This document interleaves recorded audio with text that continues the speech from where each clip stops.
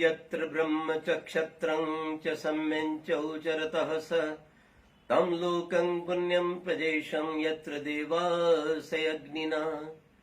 ओम शांति शांति शांति।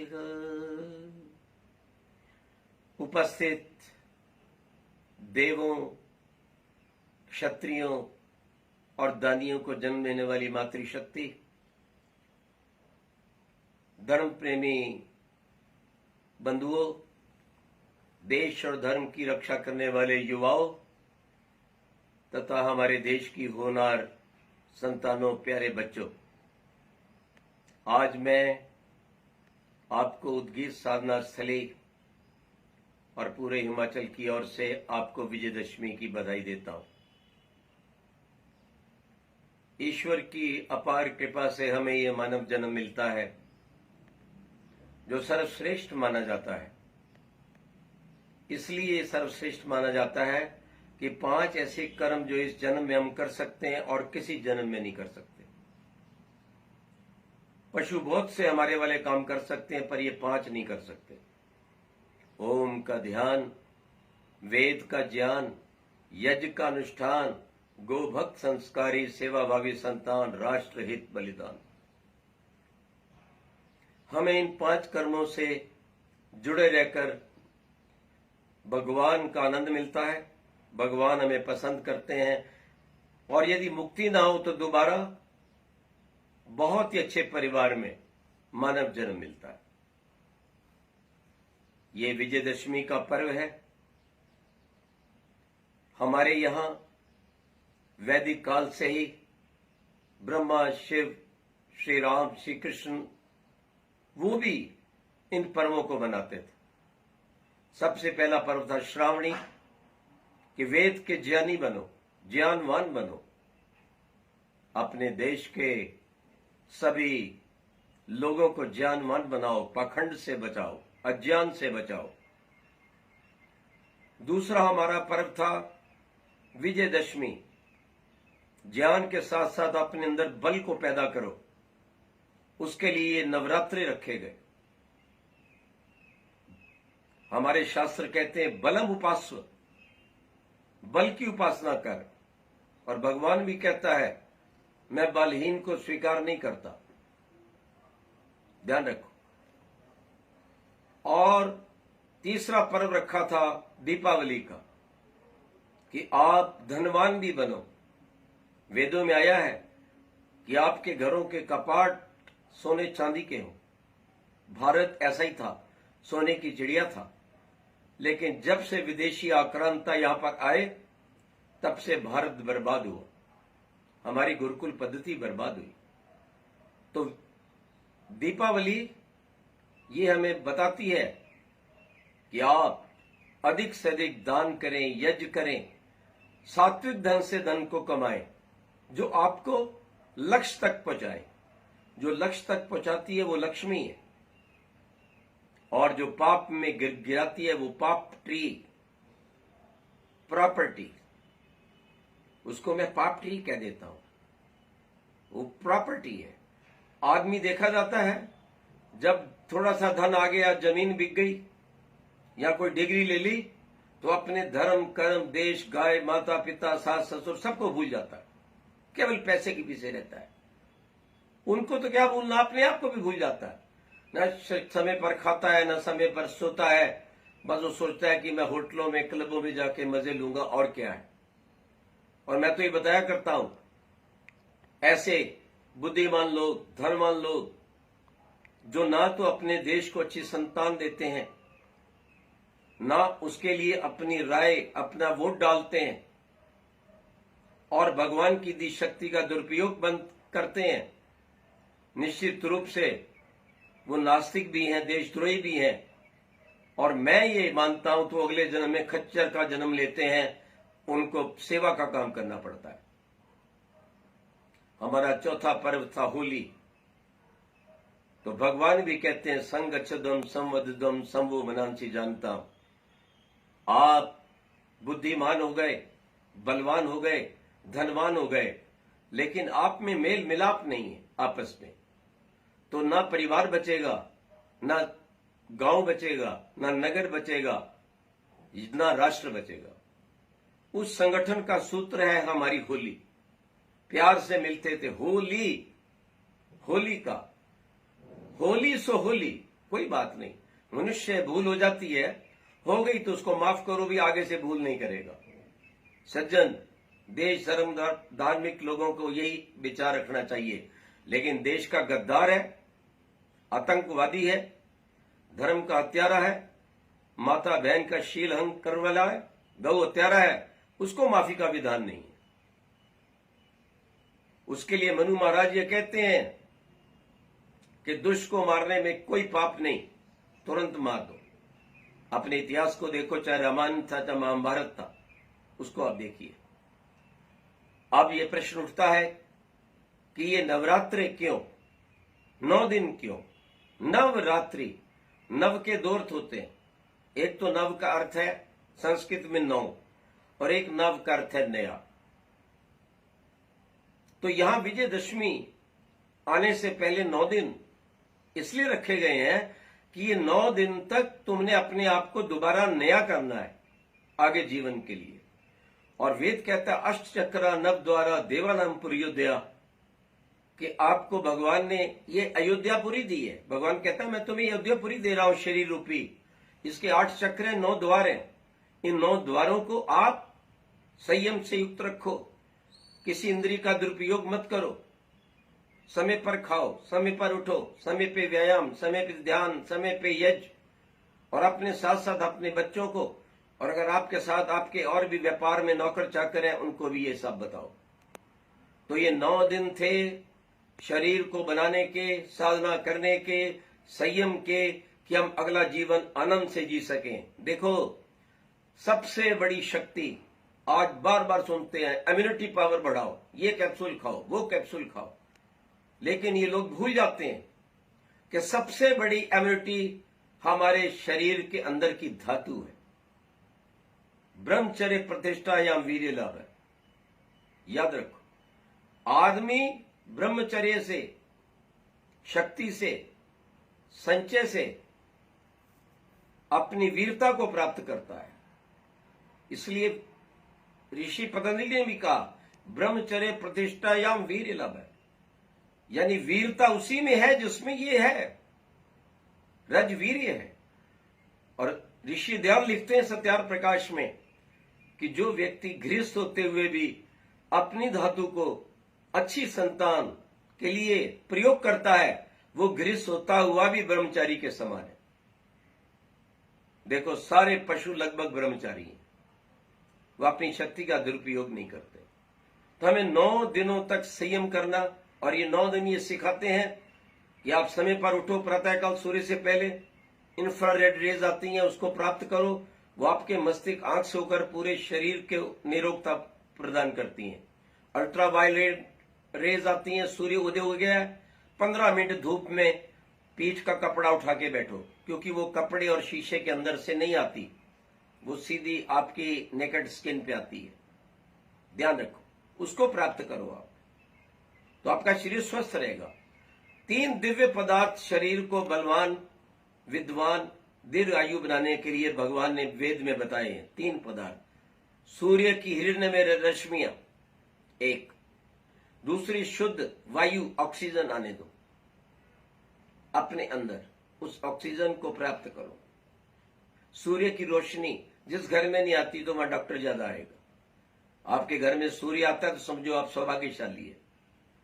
और तीसरी चीज बताई, वर्षा का जल। 1-2 दिन होने के पश्चात जब बारिश होती है, उस जल को दिव्य जल बताया गया है, सबसे उत्तम जल बताया गया है। वेद में आया, और मैंने भाव प्रकाश निघंटु आयुर्वेद का ग्रंथ खोल के देखा कि ये दिव्य जल है कौन सा, तो वहां लिखा था दिव्य जल वर्षा जल। तांबे के पात्र में जब 1-2 दिन वर्षा हो जाए, उसके बाद भी आ रही है, उसको छान कर एकत्रित करो, उसका पान करो। और वैसे धरती माता, शुद्ध भूमि, चंद्रमा की रश्मियां, ये भी हमारे लिए दिव्य है। तो ये 9 दिन नवरात्रि रखे गए हैं इसलिए कि आपको बलवान बनना है। और हमारे सामने प्रतीक क्या है? दुर्गा, दुर्गा का चित्र। कोई पूछ ले दुर्गा के 8 हाथ क्यों? तो आम आदमी के पास इसका उत्तर नहीं। भाई अगर 8 हाथ है तो फिर सिर भी 4 होने चाहिए, फिर पैर भी 8 होने चाहिए। तो सिर एक ही है, हाथ जो है वो उसके 8 हैं, पैर 2 हैं, क्यों? और शेर की सवारी है। दुर्गा का अर्थ क्या सुन लो, ये लोग जानते नहीं। ये तो नाच के डांडिया खड़का के सोचते हमने दुर्गा मना ली। नहीं, ये तलवारबाजी, ये लठबाजी, ये मलयुद्ध सीखने का समय है। घर में आप सर्रे वाली बंदूक रखो, आज दशहरे के दिन गुब्बारे चिपकाकर उस पर निशाना मारो। कभी देश को मेरी जरूरत पड़ जाए अपनी सीमा की रक्षा के लिए तो मैं तैयार रहूं। देश के हर नागरिक को सैनिक होना चाहिए। मैं जब इंजीनियरिंग कॉलेज में पढ़ रहा था तो हमारे लिए एनसीसी कंपलसरी थी, हम अपना सौभाग्य समझते थे। इजराइल में हर व्यक्ति को सैनिक होना जरूरी है। अभी पिछले दिनों मैंने सुना जो सबसे सुंदर लड़की चुनी गई वो सबसे पहले मिलिट्री में गई। देश का प्यार नहीं फिर कुछ भी नहीं है। अगर देश नहीं तो धर्म नहीं, चरित्र नहीं। याद रखो, धन नहीं, संस्कृति नहीं, बाल बच्चे नहीं। इसके लिए ये 9 दिन रखे हैं। और नवरात्रे के ये जो दुर्गा माता है हमारी, भूमि माता है हमारी, याद रखो, उसको सुरक्षित रखने के लिए दुर्गा का चित्र बनाया गया। ये आइकॉन है। इसका मतलब ये नहीं कि 8 हाथ वाली कोई माता ऐसी थी। ये 8 हाथ वाली दुर्गा क्या कह रही है? ब्राह्मण, क्षत्रिय, वैश्य, शूद्र। ब्राह्मण विज्ञानवान व्यक्ति, विद्वान के 2 हाथ, 2 हाथ क्षत्रियों के जो सेना में जाते हैं, देश पर एडमिनिस्ट्रेशन करते हैं, सीमा पर बैठते हैं, 2 हाथ उनके भी लोग। 2 हाथ अपने व्यापारियों के जो धन कमाते हैं, यज्ञ करते हैं, सबको बांटते हैं, किसी को भूखा, किसी को अनपढ़ नहीं छोड़ते, संतों की सेवा करते हैं। कहते 2 हाथ उनके भी लोग जिनके पैरों पर हम चल रहे हैं। क्लास 4, बताइए, क्लास 4 अगर पैर नहीं होंगे तो उपकारशील कैसे चलेगा? और कितना प्यार हो, आपके पैर में कांटा लग गया, नहीं हाथ से निकल रहा, तो आप मुंह लगाने को तैयार रहते हैं। कोई आए सिर पे लठ मारने लगे तो हाथ ऊपर कर लेते हैं हम। और हमें पता चल जाए कि शरीर को होने वाली है तो दिमाग कहता है उधर मत जाना। याद रखो। और हमारी संस्कृति क्या कहती है कि अपनी लक्ष्मी का सदप्रयोग करो। शराब, मांस, अंडे, जुआ, ये फालतू बाजार की डबल रोटी जो प्रिजर्वेटिव आपके शरीर में पचता नहीं है, बीमारी का कारण बनता है, इसको समझो। आप अपने धन का प्रयोग गलत चीजों के मत लगाओ। स्वदेशी गाय का घी, स्वदेशी गाय का दूध वो पियो। हमारे भाई एक पुनीत जी 25 सेक्टर में रहते हैं, मैं उनके यहां रहा, शुद्ध देसी गाय का घी, शुद्ध दूध पिया। तो मैं पहले ठीक नहीं था, अचानक ये अटैक आ गया था। कोई पुरानी चोट आ गई थी सर में, 60 साल पुरानी। लेकिन वो जब मैंने खाया पिया तो मेरी शक्ल बदलने लग गई। तो अपने बच्चों को ये चीज दो, व्यायाम करवाओ। बिना व्यायाम के भोजन करना समझो विष खाने के बराबर है। मेरा आज तक ये नियम है, सुबह और शाम दोनों समय व्यायाम करता हूं, तब भोजन को हाथ लगाता हूं। तो ये दुर्गा यही प्रेरणा दे रही है। और देखो, दुर्गा के हर हाथ में अस्त्र शस्त्र कमल आदि है। और सिर एक क्यों है? कि आपकी सोच एक हो। याद रखो, देश की सोच एक हो, एक विचार हो, तो हम आगे बढ़ेंगे। और पैर 2 क्यों दिए? कि तुम्हारी गति भी एक ही दिशा में इकट्ठी रहे। ये नहीं कोई इधर जा रहा है, कोई इधर जा रहा है, ऐसा नहीं। और सवारी शेर की, डरो मत, निर्भीक बन के चलो।